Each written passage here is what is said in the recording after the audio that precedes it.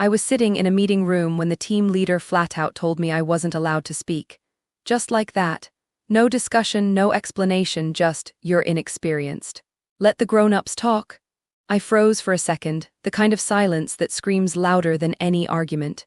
You'd think after 5 years managing projects I'd be used to being underestimated, but this felt different.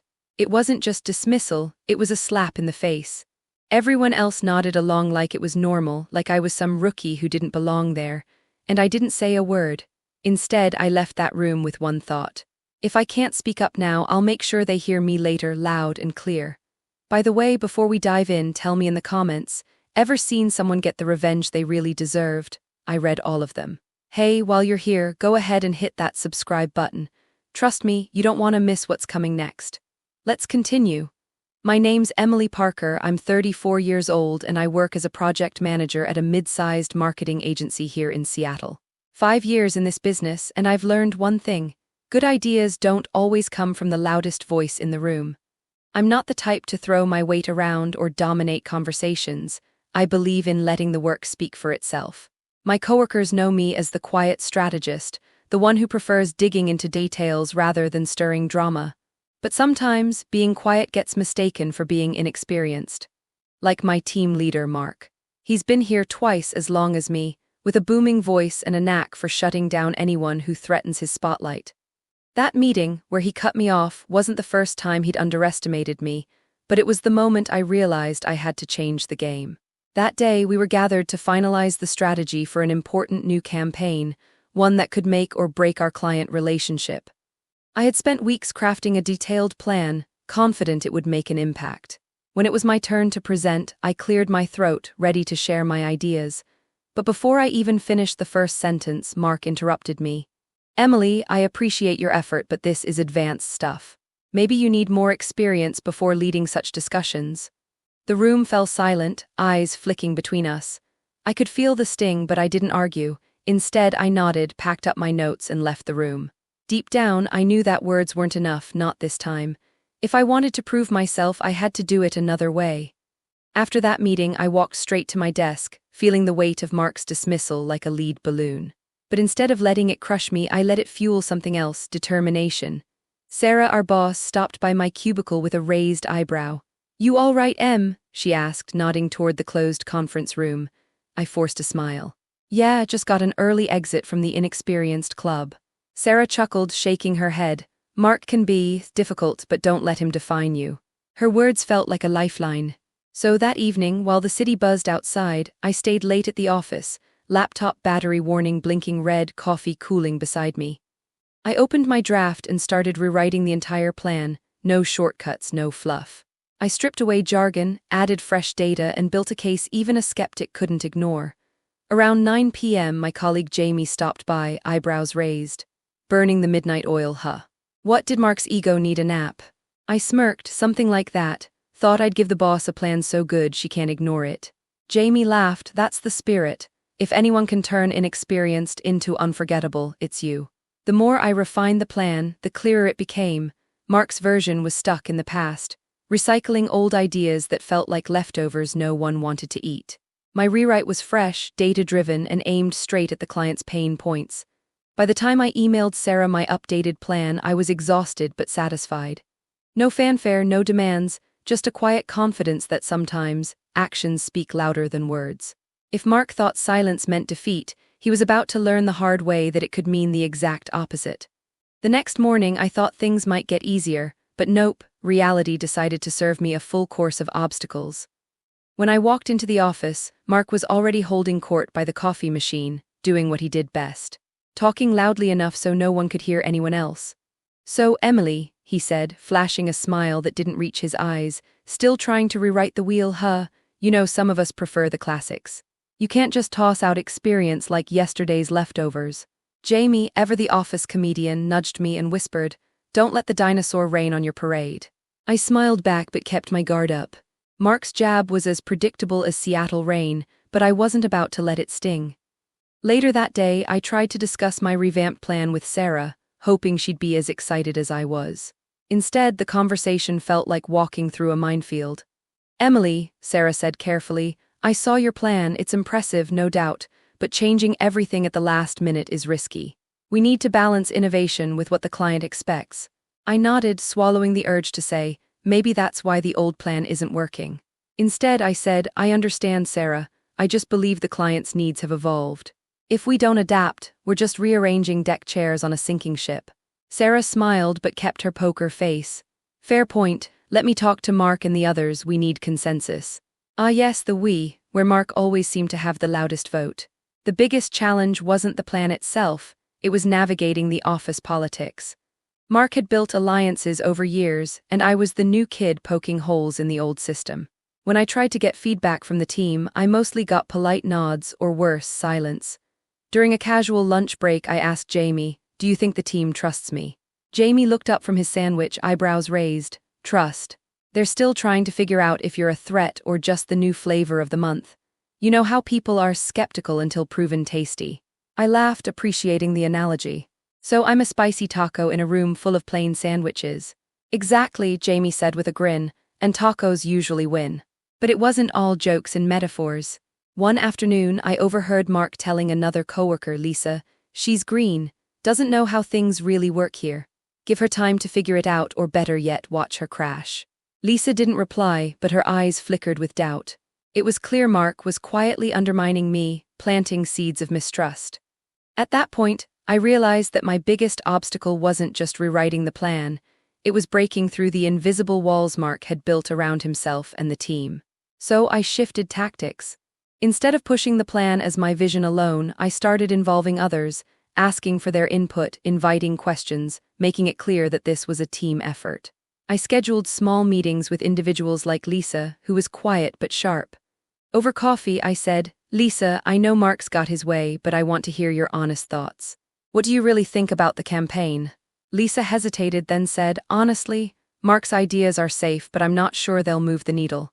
Your plan, it's bold, scary even, but maybe that's what we need. That was a breakthrough. With small wins like that, I gained a few allies. Still, Mark's resistance was like a slow leak in a tire, subtle but persistent.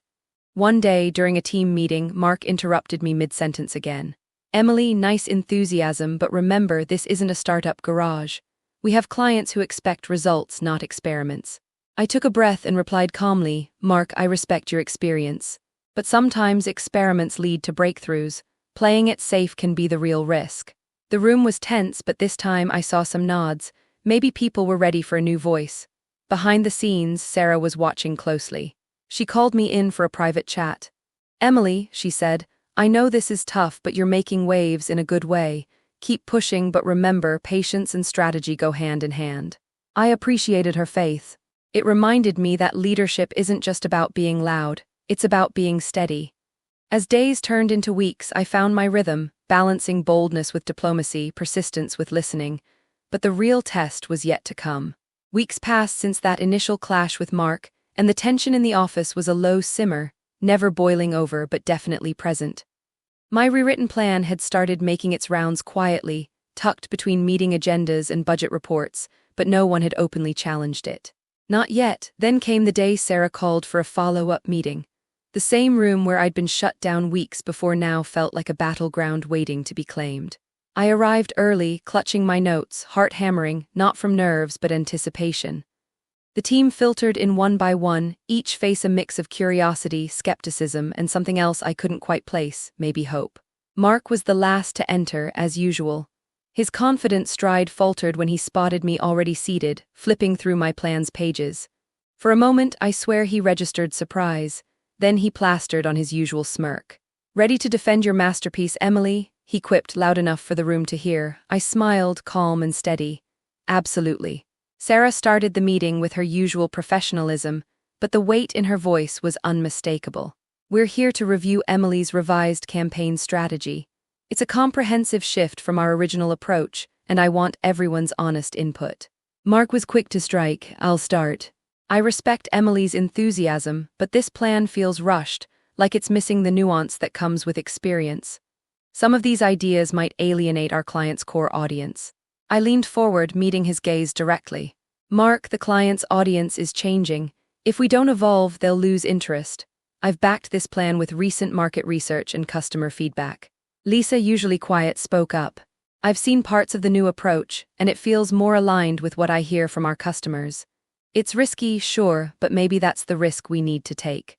Jamie nodded from the back. I'm with Lisa. Sticking to the old playbook hasn't brought us growth lately. The room shifted. I could feel the atmosphere lighten. Then Sarah said something unexpected.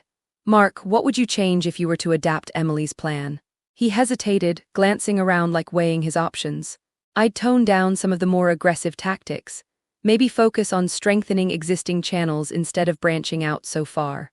I nodded thoughtfully. That's fair. I'm open to incorporating proven methods as long as we don't lose the innovative edge. The discussion became more collaborative, less confrontational. For the first time, it felt like a team debate, not a battle. After the meeting, Sarah pulled me aside. Emily, you handled that well. You didn't just defend your ideas, you invited others in. That's leadership. I thanked her, but inside I knew the real test wasn't just convincing the team, it was about changing how they saw me. Back at my desk, Jamie popped over, grinning. Looks like you scored some points today. Mark's smirk was starting to crack. I laughed. He's tough, but maybe he's realizing I'm not going anywhere. But as the days wore on, subtle challenges persisted. Mark's emails often questioned small details of the plan, and I caught whispers of doubt during team huddles. It was like trying to swim upstream with a leaky boat, progress slow and exhausting. One afternoon, I found Lisa alone in the break room. She looked tired but determined. Emily, she began, I want to be honest. Some of the team still doubts you. They think you're a flash in the pan. I sighed, not surprised. I get that. Changing minds takes time. Lisa smiled softly. You've got the vision and the drive, don't lose that. We need leaders like you. Her words gave me a boost I didn't know I needed. Then, just when I thought the tide was turning, Sarah called me into her office with news that shook me. The client has requested a final presentation next week, she said. They want to see a detailed roadmap, numbers, and how we'll handle potential risks. I nodded, excitement mixed with pressure. This was my chance to prove that my plan wasn't just a good idea, but the right one. Mark will be presenting alongside you, Sarah added. Great, the old guard and the new challenger side by side. I left the meeting with a knot in my stomach but a fire in my belly. That week I worked harder than ever, refining projections, anticipating questions, and rehearsing my pitch. On presentation day, the conference room buzzed with tension. The client representatives sat at the far end, eyes sharp and expectant. Mark went first, delivering the familiar, cautious strategy filled with comfortable buzzwords and safe bets. When my turn came, I took a deep breath and began, not with slides or jargon, but with a story. A story about a client's customer who felt overlooked by outdated marketing and how we could reconnect through bold, fresh approaches. As I spoke, I saw nods from the client team, their interest visibly piqued. I laid out the roadmap with clear steps backed by data and honest risk assessments. When I finished, the room was silent for a beat, then applause. Later, Sarah pulled me aside with a grin. You did it, the client chose your plan. Mark's face when he heard the news was a mix of disbelief and forced politeness. In that moment, I realized something important. Experience isn't just about time, it's about courage, preparation, and the willingness to stand your ground. After the client's decision, things should have gotten easier, right? Nope. If anything, that was just the opening volley in what felt like a slow-burning war. The first day after the announcement, I walked into the office expecting congratulations. Instead, I was met with cold shoulders and whispered conversations. Mark's smirk was nowhere to be found. In its place was something sharper, like a shark sizing up its prey. Jamie caught me near the coffee machine and whispered, brace yourself. The tides just shifted, but the sharks aren't done circling. Mark, for his part, wasn't subtle anymore. In meetings, he'd interrupt with pointed questions, making it clear he doubted my leadership. Emily, how will you handle the team's concerns about these new directions? Not everyone's on board with such drastic changes. I looked around the room, seeing a few uneasy faces. The team was caught between loyalty to Mark and the promise of something new. I knew I had to act fast to build trust before the ship started to sink. Later that afternoon, I called a one-on-one with Lisa. We need to talk about the resistance I'm sensing, I said candidly. Lisa nodded, rubbing her temple. Honestly, some folks are scared. Change is messy. They're used to Mark's way, even if it's stale. I sighed. So how do we win them over? Transparency, show them the why, not just the what. Get them involved, not just informed. I took her advice to heart. Over the next few days, I scheduled informal sessions, inviting team members to share feedback and concerns. I made sure these weren't just checkbox meetings. I listened, adapted, and shared back the progress. Slowly, the walls started to crack. Still, Mark kept throwing curveballs. One afternoon, during a progress update, he leaned in and said loud enough for half the room, "Emily, are you sure these timelines are realistic?" The last time I checked, optimistic schedules lead to missed deadlines. I paused, meeting his gaze evenly. "Mark, I appreciate your experience with deadlines. That's why I've included buffer periods and contingency plans. Optimism alone doesn't drive this project, it's preparation." A few team members exchanged glances. I sensed the momentum shifting. But the real test came when a critical client asked for a last-minute change that threw our timeline into chaos. Mark immediately suggested scaling back the campaign, playing it safe. I disagreed. "If we cut corners now, we risk losing the trust we've built.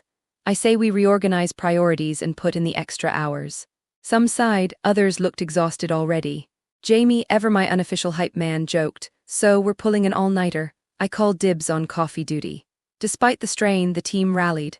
I made sure everyone had a clear role, communicated openly, and celebrated small wins. By the time we delivered the updated campaign, the results were undeniable. Sales increased, client feedback was glowing, and even Mark had to admit, grudgingly, that the risk paid off. One evening, as the office emptied, Mark approached me by the elevators. "Emily," he said, sounding different, less sneer, more something like respect, "you've got guts, and you've earned your place." I smiled, "Thanks, Mark. Took a while, but we got there." Walking home that night, I realized leadership isn't about silencing others or holding onto old ways. It's about persistence, listening, and knowing when to stand firm. And sometimes, the toughest obstacles are the ones closest to you. Just when I thought I had weathered the worst of it, life threw me a curveball I didn't see coming. It was a typical Thursday afternoon when Sarah called me into her office. I expected another pep talk or some client feedback, but what I got felt like a gut punch. "Emily," she began, her tone serious but kind, "there's been a change in leadership from above. The higher-ups have decided to restructure the teams." My heart sank. I'd fought tooth and nail to lead this team, to prove myself in a place where I was once invisible. Now, everything felt like it was slipping through my fingers. Sarah continued, "Mark's been reassigned to a different project. They want you to lead a larger team, including some senior members who aren't exactly thrilled about the change." I blinked, trying to process. A bigger team was great on paper, but integrating people resistant to my leadership, that was a whole new challenge. Later, I overheard whispers among colleagues, "They're setting her up to fail. How's she supposed to manage veterans like that?" Mark still got friends in high places. At lunch, Jamie plopped down beside me with a grin that didn't quite reach his eyes. "Looks like the plot thickens. Bigger team, bigger headaches." I laughed, but inside, I felt the weight of expectation and doubt. The next day, I called a meeting to introduce myself to the new team members. Faces unfamiliar and some not so friendly. I started, "I know this transition isn't easy. I want us to be honest and open. Let's figure out how to work together and make this campaign a success." A seasoned marketer named Rachel, arms crossed, spoke up. "You're young, Emily. You've done well so far, but leading us won't be the same game." I met her gaze steadily. "I'm here to learn from all of you. Experience matters, but so does fresh perspective. Together we're stronger." Rachel didn't soften much, but a few nodded. The days that followed were a battlefield of egos and ideas. Some resisted, questioning decisions openly in meetings. Others whispered doubts behind closed doors. One evening, after a long day, Lisa pulled me aside. "You're juggling a lot, don't forget to take care of yourself." I smiled tiredly. "Thanks, Lisa, some days it feels like I'm walking a tightrope." Jamie chimed in, "Tightrope or not, you've got balance. Just don't look down." The pressure mounted, but so did the stakes. The client wanted results and fast. Then came the moment that changed everything. During a critical presentation to the client's executives, just as I was outlining our strategy, the projector failed. The screen went black. A murmur swept the room. Mark's allies smirked, ready to pounce.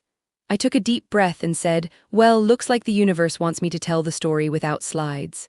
The room chuckled, the tension easing. Without notes, I spoke from the heart, about the client's challenges, our vision, and how the team's diverse experience was our strength. By the time I finished, the executives were engaged, asking questions, nodding. Afterwards, Sarah told me, "You handled that like a pro. No tech, no problem." But back at the office, the real test awaited. Rachel approached me, a reluctant smile breaking through. "You've earned my respect today." Others followed, and slowly the walls began to come down. Weeks later, at the campaign's launch party, Sarah raised a glass.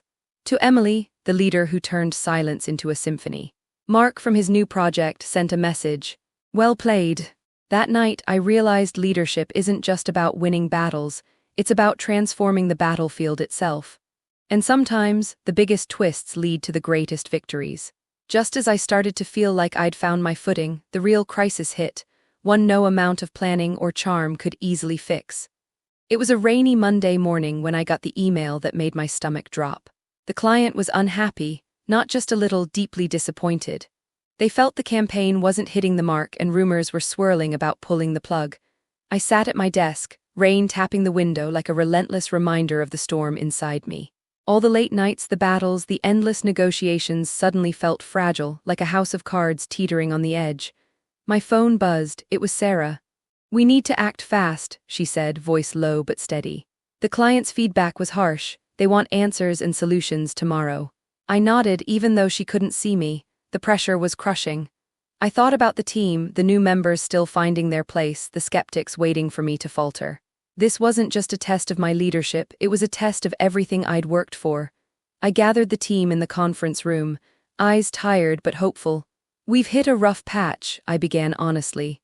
"The client isn't happy and that's on me. But I believe in what we're doing and I believe in this team. We're going to fix this together." Lisa looked at me steady and calm. "What's the plan?" I laid it out, deep dive into the client's concerns, immediate adjustments, and a clear communication line with their team. But most importantly, I said, "We own this and we'll prove we can turn it around." Mark's absence was felt, but now I had to step fully into the space he'd left. No safety nets. The next 48 hours were a whirlwind of late calls, urgent strategy sessions, and unrelenting edits. I found myself juggling more than just the campaign. I was balancing morale, expectations, and my own doubts. Jamie dropped by late one night with 2 coffees and a tired grin. "If anyone can pull this off, it's you. Just don't forget to breathe."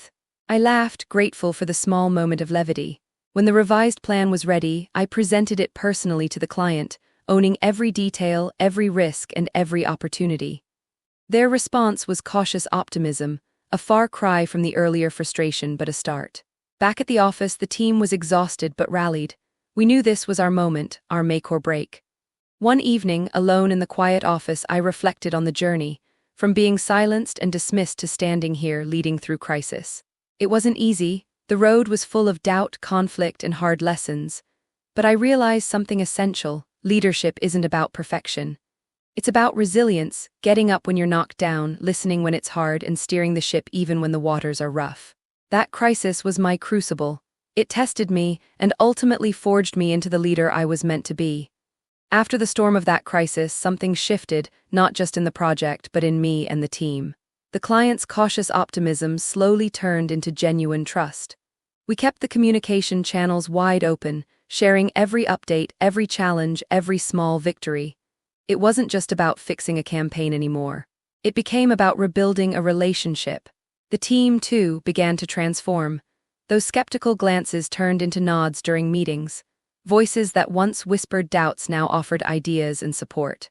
Lisa stepped up as a true partner, bringing insights that elevated our strategy. Jamie kept the mood light but focused, reminding us all that even in chaos, a bit of humor keeps things human.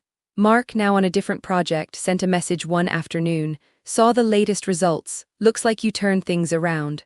Well done." I didn't need to respond with words. The progress spoke for itself. I learned that leadership isn't about being the loudest or having the longest tenure. It's about earning trust by showing up consistently, owning mistakes, and celebrating wins, big and small. It's about lifting others up and making space for their voices. By the time the campaign wrapped, we'd not only met the client's goals but exceeded expectations. Revenue increased, brand engagement soared, and our team's cohesion was stronger than ever. More importantly, I'd grown, beyond the quiet strategist into a confident leader who knew the value of persistence, humility, and empathy. Sitting at my desk one morning, I glanced at an email from Sarah. "The executive team is impressed with your leadership. We want you to head the new project team next quarter." A smile spread across my face. From the moment I was told I was inexperienced and silenced in that meeting to leading a successful campaign and gaining respect, the journey was anything but easy. But it was worth every challenge. Now, when I hear someone say, "You're inexperienced," I don't see a roadblock, I see a starting line. Because sometimes the best way to prove yourself isn't with words in a meeting, but with the quiet power of action. Looking back now, it's wild to think how a simple meeting could change everything. That day when Mark shut me down, told me I was inexperienced, I could have let it define me, but instead it lit a fire I didn't know I had. Leadership isn't about grand speeches or demanding attention. It's about showing up when it counts, even when the odds are against you. It's about taking silence and turning it into results. The campaign's success wasn't just numbers on a report, it was a testament to what can happen when someone refuses to be silenced. When you take what others dismiss and turn it into your greatest strength. Since then, I've learned that respect is earned, not given. And sometimes, the best way to lead is to listen, adapt, and persist quietly but fiercely. I've also come to appreciate the power of support, from colleagues like Lisa and Jamie, who reminded me I wasn't alone, to Sarah, whose quiet belief kept me going when self-doubt crept in. Mark taught me a tough lesson too: not everyone will cheer for your success. Some will try to hold you back. But that's not your fight is with your own potential. Now, when I walk into a room, I don't just want to be heard, I want to make sure others are heard too. Because leadership is bigger than one person. It's about lifting a team, creating space for new ideas, and daring to challenge the status quo. If I could go back and give my younger self one piece of advice, it'd be this: don't be afraid of being inexperienced. Sometimes that's exactly the advantage you need. Because experience can teach you a lot, but courage, resilience, and heart, those come from within. And that's the story of how being silenced in a meeting didn't stop me, it made me a leader.